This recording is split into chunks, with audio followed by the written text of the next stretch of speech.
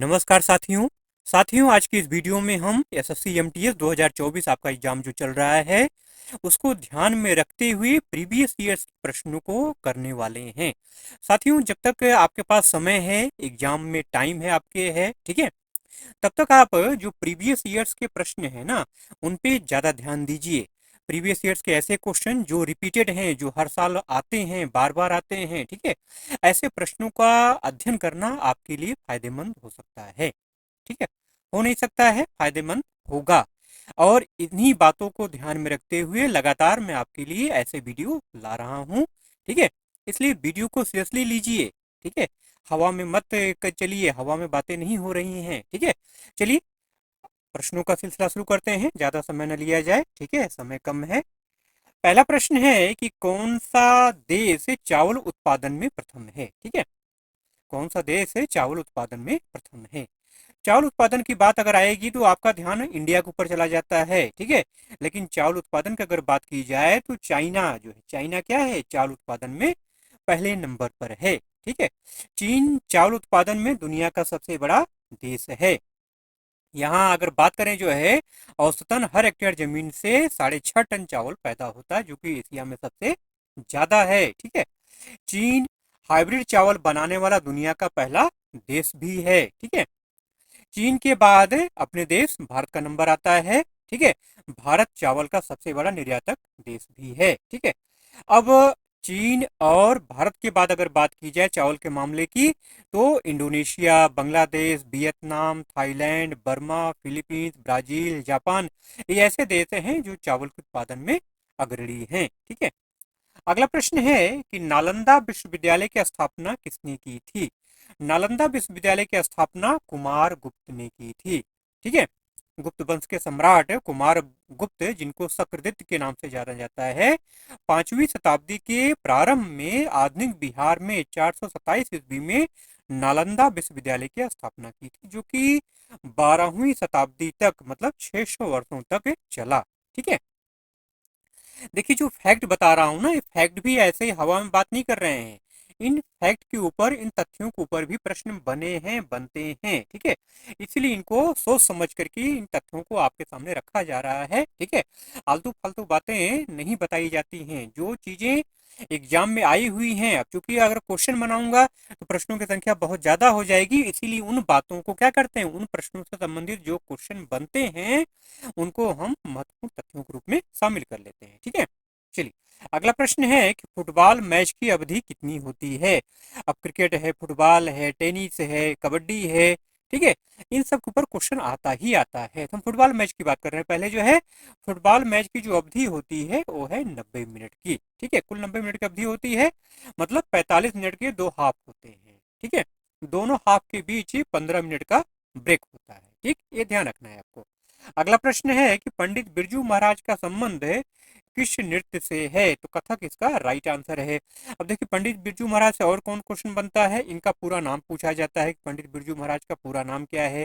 तो पंडित ब्रिजमोहन मिश्रा, ये आपको ध्यान में रखना है। ठीक है, और क्या पूछा जाता है कि इनका संबंध किस घराने से है। तो लखनऊ के कालिका बिंदादिन घराने से इनका संबंध है। ठीक, अगला प्रश्न है कि सत्यशोधक समाज की स्थापना कब हुई थी।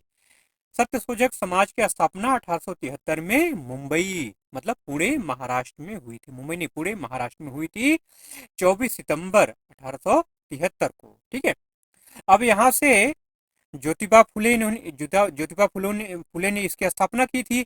अब यहाँ से एक प्रश्न और बनता है, महत्वपूर्ण क्वेश्चन और बनता है कि गुलामगिरी पुस्तक किसकी रचना है। गुलामगिरी पुस्तक जो है ज्योतिराव फुले द्वारा लिखित एक मौलिक कृति है। ठीक है, ज्योतिबा फुले। अगला प्रश्न है कि राजगृह कहाँ की राजधानी थी। राजगृह मेरे भाई ये मगध महाजनपद की राजधानी थी। राजगृह कहाँ की राजधानी थी, मगध महाजनपद की राजधानी थी। मगध के बारे में अगर बात की जाए तो मगध है प्राचीन भारत के 16 महाजनपदों में से एक था, और यह वर्तमान बिहार में स्थित था। ठीक है, राजगृह को गिरिब्रज भी कहा जाता था। यह शहर पहाड़ियों से घिरा हुआ था और इसकी घेराबंदी करना मुश्किल था। राजगृह मगध साम्राज्य की पहली राजधानी थी। यह शहर विपुलगिरी, रत्नागिरी, उदयगिरी, सोनागिरी और व्यवहारगिरी जैसी 5 पहाड़ियों के बीच बसा हुआ था। ठीक है। राजगिरी ही बुद्ध के समय में मगध के राजा बिंबिसार की राजधानी थी। ठीक है। तो अगला प्रश्न है कि पानीपत का युद्ध, तीसरा युद्ध किसके बीच हुआ था? तो ये अक्सर बार बार प्रश्न पूछा जाता है आपसे। पानीपत का जो तीसरा युद्ध है ना, वो अफगान आक्रमणकारी अहमद शाह अब्दाली और मराठा सेनापति सदाशिवराव भाऊ के बीच 14 जनवरी 1861 को हुआ था। ठीक है।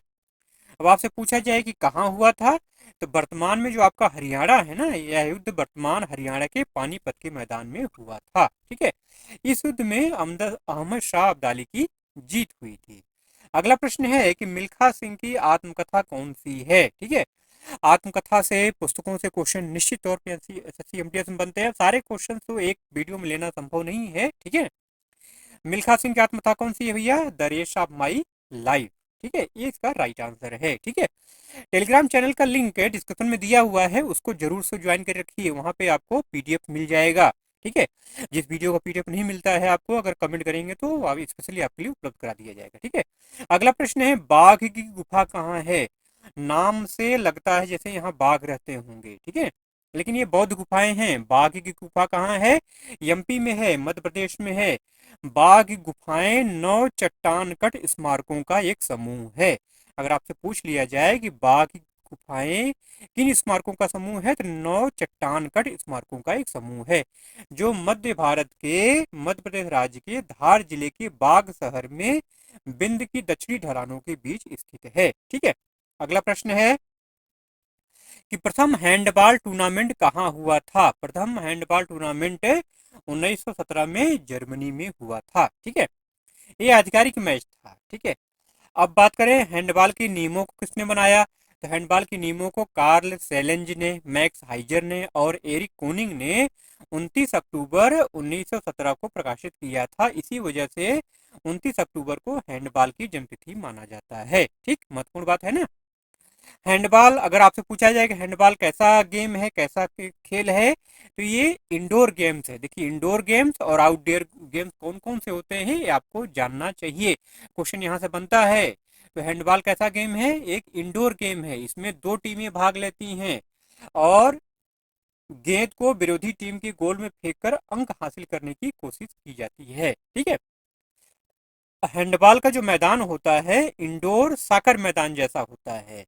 मैदान में 7 खिलाड़ियों के 2 टीम, अगर आपसे पूछा जाए कि हैंडबॉल में कितने खिलाड़ी होते हैं, तो 7 खिलाड़ी होते हैं एक पक्ष में। ठीक है। 7 खिलाड़ियों के 2 टीमें उतरती हैं, जिनमें 6 खिलाड़ी मैदान में खेलते हैं और एक गोलकीपर होता है। ठीक है। अब आपसे अगर पूछा जाए कि हैंडबॉल के मैदान की लंबाई चौड़ाई कितनी होती है, तो हैंडबॉल का मैदान जो है 27 मीटर लंबा होता है और 12 मीटर चौड़ा होता है। मैदान के चारों ओर 3 मीटर का सुरक्षा घेरा होता है। ठीक है। अगला प्रश्न है कि मोजार्ट ऑफ मद्रास किस गायक को कहते हैं, तो ए आर रहमान इसका राइट आंसर है। ए आर रहमान को टाइम पत्रिका ने मद्रास का मोजार्ट कहा था। ठीक है।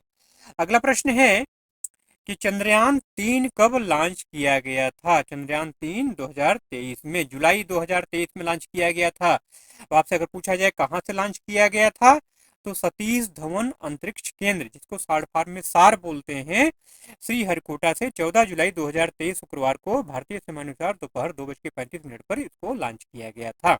ठीक है। यह यान जो है चंद्रमा के दक्षिणी ध्रुव के पास की सतह पर 23 अगस्त 2023 को भारतीय समयानुसार लगभग 6:04 के आसपास उतरा था। ठीक है। अब बात आती है कि इस मिशन में क्या शामिल था। इस मिशन में कोई भी आदमी मनुष्य शामिल नहीं था। इस मिशन में लैंडर और रोवर, लैंडर का नाम था विक्रम और रोवर का नाम था प्रज्ञान, ये शामिल थे। ठीक है, 2 इंस्ट्रूमेंट शामिल थे, एक था लैंडर, एक था रोवर। तो लैंडर का नाम था विक्रम और रोवर का नाम था प्रज्ञान। चंद्रयान 3 का विक्रम लैंडर है और प्रज्ञान रोवर 23 अगस्त 2023 को चंद्रमा के दक्षिणी ध्रुव पर उतरे थे। प्रज्ञान रोवर ने चांद पर ऑक्सीजन, सल्फर, एल्युमिनियम, कैल्शियम, लौह, क्रोमियम, टाइटेनियम, मैग्नीज और सिलिकॉन की मौजूदगी का पता लगाया। ठीक है। अब आपसे यहाँ महत्वपूर्ण क्वेश्चन ये बनता है कि उस समय इसरो का अध्यक्ष कौन था, तो अभी भी है डॉक्टर एस सोमनाथ। ठीक है। मतलब चंद्रयान 3 जो मिशन था, इसको किसके संरक्षण में, इसका मुख्य चेहरा कौन था, तो थे इसरो के अध्यक्ष डॉक्टर एस सोमनाथ। अगला प्रश्न है कि कॉमनवेल्थ गेम 2022 कहाँ आयोजित किया गया था, तो बर्मिंघम इंग्लैंड में। 2022 राष्ट्रमंडल खेल जो है, जिसको आधिकारिक तौर पे 22वां राष्ट्रमंडल खेल के रूप में जाना जाता है, बर्मिंघम इंग्लैंड में आयोजित किया गया। ठीक है, महत्वपूर्ण बात ध्यान देने की यह है कि 2022 का जो राष्ट्रमंडल खेल था, ये 1934 लंदन 1934 और मैनचेस्टर 2022 के बाद इंग्लैंड में आयोजित होने वाला तीसरा राष्ट्रमंडल खेल है। ठीक है, 2022 राष्ट्रमंडल खेलों का आदर्श वाक्य अगर आपसे पूछा जाए, ध्यान रखिएगा, सभी के लिए खेल, इसका राइट आंसर है सभी के लिए खेल। ठीक, अगला प्रश्न है कि जून 2022 में नीति आयोग का अध्यक्ष कौन था, तो जून 2022 की अगर बात करें तो परमेश्वरन अय्यर इसके अध्यक्ष थे। वर्तमान की अगर बात की जाए तो BBR सुब्रमण्यम इसके अध्यक्ष हैं 2023 से। ठीक है, अब पूछा अगर जाए नीति आयोग का अध्यक्ष कौन होता है, तो नीति आयोग का अध्यक्ष जो है प्रधानमंत्री होते हैं। ठीक है, नीति आयोग के उपाध्यक्ष कौन है, सुमन के बेरी हैं, 1 मई 2022 से इस पद पर आसीन हैं। ठीक है, अब आपसे यहाँ ये पूछा जाए कि नीति आयोग को पहले किस नाम से जाना जाता था, तो पहले इसको योजना आयोग के नाम से जाना जाता था। नीति आयोग को 2015 में स्थापित किया गया योजना आयोग को बंद करके। ठीक है, अगला प्रश्न है कि कौन सा महाद्वीप विज्ञान के प्रयोगों से संबंधित है, महत्वपूर्ण क्वेश्चन है। अंटार्कटिका, अंटार्कटिका जो है विज्ञान के प्रयोगों से संबंधित है, विज्ञान के प्रयोगों के लिए समर्पित है। ठीक है, एक संधि हुई थी जिसको अंटार्कटिक संधि कहते हैं। ठीक है, उस संधि के आधार पर वैज्ञानिक अनुसंधान और पर्यावरण संरक्षण के लिए दिशा निर्देशों की रूपरेखा तैयार करते हैं। ठीक है, देखिए वैज्ञानिक अंटार्कटिका में जलवायु परिवर्तन, ग्लेशियोलॉजी और खगोल जीव विज्ञान जैसे विषयों पर अध्ययन करते हैं। अगर आपसे पूछ लिया जाए कि अंटार्कटिका में वैज्ञानिक क्या अध्ययन करते हैं, तो वहां पे मेन जो अध्ययन करने का इनका मोटो है वो है जलवायु परिवर्तन और ग्लेशियोलॉजी और खगोल जीव विज्ञान। ठीक है, ये 3 महत्वपूर्ण बातें हैं जिस पर वैज्ञानिक वहां पे अध्ययन करते हैं। ठीक है, और ये जो अंटार्कटिक है जो है ना, ये महाद्वीप जो है ये अंटार्कटिक संधि प्रणाली के द्वारा शासित है। ठीक, अगला प्रश्न है कि मूल अधिकार संविधान के किस भाग में स्थित है। देखिए मूल अधिकार से क्वेश्चन अभी तक बना नहीं है, 2 दिन आपका एग्जाम हुआ, 6 सितंबर में एग्जाम हुआ, लेकिन अभी तक मूल अधिकार से क्वेश्चन आया नहीं, आएगा जरूर मेरे भाई, पक्का जान लीजिए। मौलिक कर्तव्य से क्वेश्चन आया है लेकिन मूल अधिकार से क्वेश्चन नहीं आया है। ठीक है, तो मौलिक कर्तव्य मूल अधिकार ये आपको रट लेना है अच्छे से। देखिए मूल अधिकार जो है संविधान के भाग 3 और अनुच्छेद 12 से 35 तक में है। ठीक है, मौलिक अधिकारों को संविधान भारत का मैग्ना कार्टा भी कहा जाता है। ठीक है, मौलिक अधिकारों के बारे में कुछ और जानकारी आपको बता दूंगा, जो डिटेल में थोड़ा जान लीजिए इसके बारे में जो है। ठीक है, मौलिक अधिकार व्यक्ति की भलाई के लिए जरूरी अधिकार हैं। ये अधिकार नैतिक, बौद्धिक और आध्यात्मिक विकास में मदद करते हैं। अब आपसे पूछा जाए कि मौलिक अधिकार किस देश के संविधान से लिया गया है, तो संयुक्त राज्य अमेरिका। ठीक है, अगर आपसे पूछा जाए कि मौलिक अधिकार को क्या चुनौती जा सकती है, हाँ, मौलिक अधिकारों को उल्लंघन की स्थिति में हम सीधे हाई कोर्ट या सुप्रीम कोर्ट जा सकते हैं। बात करते हैं मौलिक अधिकार वर्तमान में कितने हैं, तो टोटल वर्तमान में कुल 6 मौलिक अधिकार हैं। कौन कौन से हैं, समानता का अधिकार, स्वतंत्रता का अधिकार, शोषण के खिलाफ अधिकार, धार्मिक स्वतंत्रता का अधिकार, ठीक है, और सांस्कृतिक और शिक्षा से जुड़े अधिकार, संवैधानिक उपचारों का अधिकार। टोटल जो है 6 मौलिक अधिकार हैं। ठीक है, पहले आपका संपत्ति का अधिकार भी था लेकिन उसको हटा दिया गया है अब। अगला प्रश्न है कि दिल्ली सल्तनत की पहली महिला शासिका कौन थी, तो पहली और एकमात्र महिला शासिका थी रजिया सुल्ताना। ठीक है, रजिया सुल्ताना गुलाम वंश से ताल्लुक था इनका जो है, और इल्तुतमिश की बेटी थी। इन्होंने 1236 से लेकर के 1240 तक दिल्ली पर शासन किया। अगला प्रश्न है कि विधवा पुनर्विवाह सभा की स्थापना कब हुई।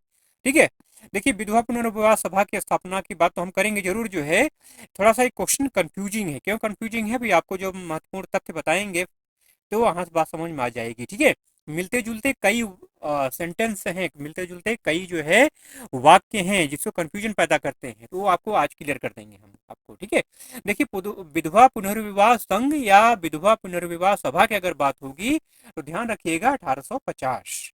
इसकी स्थापना विष्णु शास्त्री पंडित ने 1850 के दशक में, ध्यान दीजिएगा यहाँ पे वर्ड आया है 1850 के दशक में, 1850 एग्जैक्ट नहीं है, 1850 के दशक में की थी। एग्जैक्ट क्या है आगे बताएंगे आपको। अच्छा, अब बात की जाए कि इसकी स्थापना कहाँ हुई थी। इसकी स्थापना जो है बम्बई में हुई थी। इसका काम क्या था, इसका मुख्य काम विधवा पुनर्विवाह को बढ़ावा देना, बाल विवाह, ठीक है, विवाह की भारी लागत और विधवा का सिर मुंडवाना जैसी प्रथाओं के खिलाफ अभियान चलाना था। ठीक है, अब आइए थोड़ा सा आपको डिटेल में बता देते हैं इसके बारे में थोड़ा सा, ठीक है, जिससे आप कंफ्यूजन आपका दूर हो जाए। देखिए, विधवा पुनर्विवाह आंदोलन का नेतृत्व ईश्वर चंद्र विद्यासागर ने किया था। उन्होंने 7 दिसंबर 1856 को कोलकाता में पहली विधवा पुनर्विवाह करवाया था। ठीक है, ये भी क्वेश्चन पूछा जाता है, बार बार पूछा जाता है कि पहली विधवा का पुनर्विवाह कब हुआ था, कहाँ हुआ था। तो 7 दिसंबर 1856 को कोलकाता में हुआ था, ईश्वर चंद्र विद्यासागर के प्रयास से। ठीक है, अगला प्रश्न यहाँ से बनता है पुनर्विवाह से कि करसोदास मुलजी ने विधवाओं के पुनर्विवाह को बढ़ावा देने के लिए 1852 में गुजराती में सत्यप्रकाश की शुरुआत की थी। ठीक है, ये महत्वपूर्ण बातें हैं, इनको ध्यान रखना है आपको। ठीक है, 16 जुलाई 1856 को गवर्नर जनरल लॉर्ड कैनिंग के प्रशासन ने हिंदू विधवा पुनर्विवाह अधिनियम पारित किया था। इस अधिनियम ने विधवाओं के पुनर्विवाह को वैध बनाया था। ठीक है, लॉर्ड विलियम बेंटिक ने 1829 में सत्य प्रथा को समाप्त किया था। ठीक है, विधवा पुनर्विवाह संघ की स्थापना साल 1861 में हुई थी। इसकी स्थापना महादेव गोविंद रानडे ने की थी। ठीक है, अब 1861 में जो स्थापित हुआ था उसकी स्थापना महादेव गोविंद रानडे ने किया था। ठीक है, रानाडे एक समाज सुधारक, विद्वान और न्यायविद थे। 1856 में विधवा पुनर्विवाह अधिनियम पारित किया गया था। इस अधिनियम को पारित करने में पंडित ईश्वरचंद विद्यासागर का अहम योगदान था। ठीक है, विधवा पुनर्विवाह बढ़ावा देने के लिए विष्णु शास्त्री पंडित ने भी साल 1866 में एक संघ की स्थापना की थी। इस संघ को पुनर्विवाह उत्तेजक मंडल कहा जाता था। ठीक है, तो चलिए इतनी सारी बातें आपको मैंने बता दी हैं। ठीक है, इसको ध्यान में रखना है आपको। अगला प्रश्न है, भारत का सबसे पुराना ज्वाइंट स्टॉक बैंक कौन सा है। तो इसका जो राइट आंसर है वो है इलाहाबाद बैंक। 1865 में स्थापित हुआ था। इलाहाबाद बैंक भारत का सबसे पुराना संयुक्त स्टॉक बैंक है। इसकी स्थापना 24 अप्रैल 1865 को हुई थी। ठीक है, साल 1969 में भारत सरकार ने इसे राष्ट्रीयकृत किया था। साल 2020 में इलाहाबाद बैंक ने इंडियन बैंक के साथ विलय कर लिया था। ठीक है, अब हम बात करते हैं ब्रिटिश राज्य की। ब्रिटिश टाइम में क्या हुआ था, तो भारत में बैंकिंग की जो शुरुआत हुई थी ना वो ब्रिटिश राज में हुई थी। ब्रिटिश ईस्ट इंडिया कंपनी ने 19वीं शताब्दी की शुरुआत में 3 बैंकों की स्थापना की थी। वो 3 बैंक कौन कौन से थे आइए बता देते हैं आपको। ये बैंक थे बैंक ऑफ बंगाल, इसकी स्थापना 1806 में हुई थी। बैंक ऑफ बॉम्बे, इसकी स्थापना 1840 में हुई थी। बैंक ऑफ मद्रास, इसकी स्थापना 1840 में हुई थी। ठीक है, ब्रिटिश भारत का पहला संयुक्त stock bank bank of Calcutta था। इसकी स्थापना 2 जून 1806 में कलकत्ता में हुई थी। ठीक है, तो ये महत्वपूर्ण बातें जो आपको बता रहा हूं मैं, इन्हें आपको ध्यान में रखना मेरे भाई। इसको सीरियसली लीजिए, ठीक है, हवा में मत उड़ा दीजिए और वीडियो को शेयर जरूर करिएगा जिससे आपके बाकी जो दोस्त हैं उनको भी फायदा पहुंचे। अगला प्रश्न है कि हॉकी के खेल में येलो कार्ड दिखाकर खिलाड़ी कितने समय तक बाहर किया जा सकता है। तो इसका जो राइट आंसर है 5 से 10 मिनट। अब 5 से 10 मिनट का खेल क्या है वो आपको समझा देते हैं। देखिए, अगर छोटा मैदान होगा तो 2 से 5 मिनट को बाहर किया जाता है और बड़ा मैदान है तो 2 से 10 मिनट तक। ठीक है, मतलब खेल के मैदान के आधार पर ये टाइमिंग निर्धारित होती है। शारीरिक संपर्क के साथ फाउल करने पर खिलाड़ी को कम से कम 10 मिनट के लिए मैदान छोड़ना होता है। ठीक है, अगला प्रश्न है कि कलामंडलम कल्याणी कुट्टी अम्मा का संबंध किस नृत्य से है। अभी तक कलामंडलम कल्याणी कुट्टी अम्मा से संबंधित क्वेश्चन नहीं आया, आएगा जरूर। ठीक है, इनका संबंध है मोहिनी अट्टम से। ठीक है, मोहिनी अट्टम कहाँ का नृत्य है भैया, ये केरल का है। ठीक है, केरल का शास्त्रीय नृत्य है। अगला प्रश्न है कि कटीले वन और झाड़ियां भारत के किस क्षेत्र में पाई जाती हैं। तो ध्यान रखिएगा उत्तर पश्चिम में। ठीक है, उत्तर पश्चिम में कौन कौन से राज्य हैं, गुजरात, राजस्थान, मध्य प्रदेश, छत्तीसगढ़, उत्तर प्रदेश, हरियाणा, ये आपको ध्यान में रखना है। ठीक है, अगला प्रश्न है कि नालंदा विश्वविद्यालय की स्थापना किस वंश के द्वारा की गई थी। तो गुप्त वंश के द्वारा की गई थी। गुप्त वंश के शासक कुमार गुप्त प्रथम ने इसकी स्थापना की थी 5वीं शताब्दी के प्रारंभ में। अगला प्रश्न है कि सैयद वंश का संस्थापक किसे माना जाता है। तो खिज्र खान, ध्यान रखना है, खिज्र खान सैयद वंश का संस्थापक था। ये मुल्तान का गवर्नर था। 28 मई 1414 को दौलत खान लोधी से दिल्ली की सत्ता छीन कर सैयद वंश की स्थापना की थी। खिज्र खान ने 1414 से लेकर के 1421 ईस्वी तक दिल्ली पर शासन किया।